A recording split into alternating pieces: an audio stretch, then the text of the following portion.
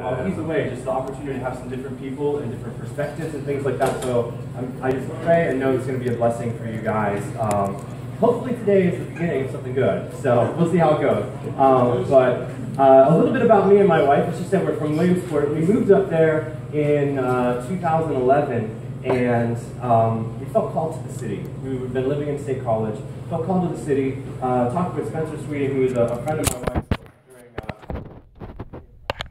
he was doing something with a new church, starting a church up there. We ended up being part of the core team of that church plan, moved up to Williamsport. For the first 3 years, I commuted back and forth to State College, and then 3 years in, Spence offered me a job, and I've been on staff for about 3.5 years with City Alliance. I'm not officially a pastor yet, just finished all of my requirements to be licensed, and tomorrow I drive down to Harrisburg to sit for like the 2-hour licensing interview, and they get to grill me and ask me all kinds of questions. So hopefully after tomorrow I'll be, approved. So we'll see how that goes. It should be good. But I'm really excited. Oh, I have a picture here. There's my 2 kids. If you didn't see them, they're upstairs now. But Quint, who's 5, and my daughter Imogen, who he's 5. He's going to be 6 on Tuesday. Daughter Imogen, who's 4. That's a little bit. My wife Emily is back there. So that's a little bit about us, where we're coming from. But excited for you all in this summer with this series and to kick this off. Inspired, and I think of 1 Timothy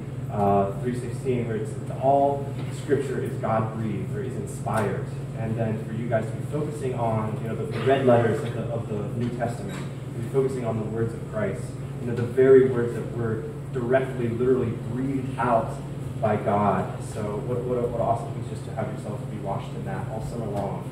So really excited for you guys.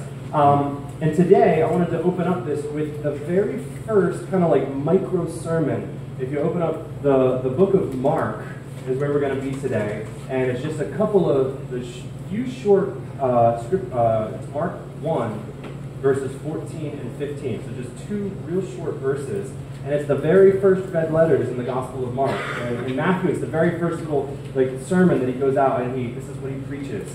So we're going to be reading that in just a minute. But just coming with this idea of that this is kind of encapsulates what did Jesus really come to do? What was he really here for?